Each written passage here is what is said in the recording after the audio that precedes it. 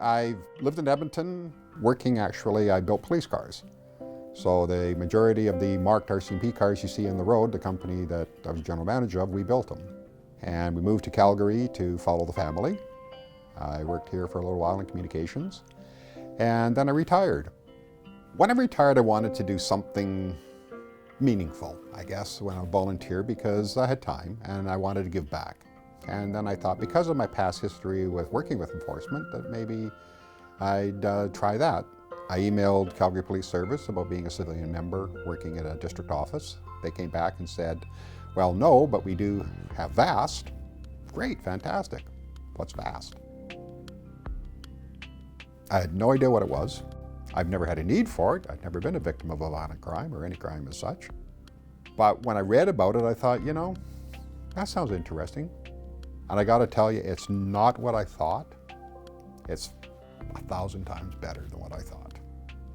Training is 120 some hours, I believe. It's not tedious. It's a lot of information given to you, but it's given to you in a way that is easy to absorb and to relate to real life. Brings out parts of your brain and your mind and your thinking that I didn't know I had. I didn't think that way, so it helped me see things in different lights. And when I picked up the phone to make that first phone call, I was scared spitless, I gotta be honest. That receiver weighed about, maybe 150, 200 pounds. But somehow I got it up to my ear and I pushed the buttons, the phone rang, and dang it, they answered. And at that moment, training kicked in and it went well. We're helping people who've gone through maybe the worst day of their life. People who have been assaulted, people who suffered sexual assault, people who have been abused, people who have seen bad things, people who've lost loved ones. We're not a counselor. And we tell people that we're not counselors. We're here to provide you with support. We're here to provide you with resources. We're here to provide you with information. And a lot of times just listening. I made a call to a lady. Her husband passed away suddenly. And she was devastated. Didn't know what she was going to do. They owned a company. You know, had a lot of employees. Were counting on her. She didn't know what to do. Didn't know what to help. And I talked with her for quite a while. Took her through the process of things that she needed to do today. Other things she needed to do later. And I took her from where she was crying and babbling incoherently just about. She was calm. She was even laughing at the end of the call that I'd made her feel better. And gosh, she kind of embarrassed me. I mean, she was so thankful and so happy that I'd called her and helped her through. I felt I didn't deserve it. As a VAST volunteer, because you have the security clearance that we do, we get asked to help in training a lot. So we talk with a member and, tell them that, where are you from? I work with VAST and whatever. And the first time especially where a sworn officer turned to me and said, thank you for your service. Wow, thank you for my service? I'm phoning somebody. You're the one out in the streets. You're the ones facing the bad situations. Thank you for your service. And they said, no, you do a job that, we can't do. You do a job, you help people when they really need it. I never thought of it that way.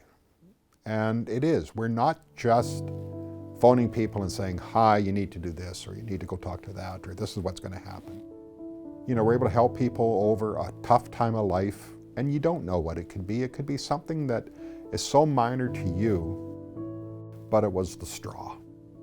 This is the thing that just destroyed them.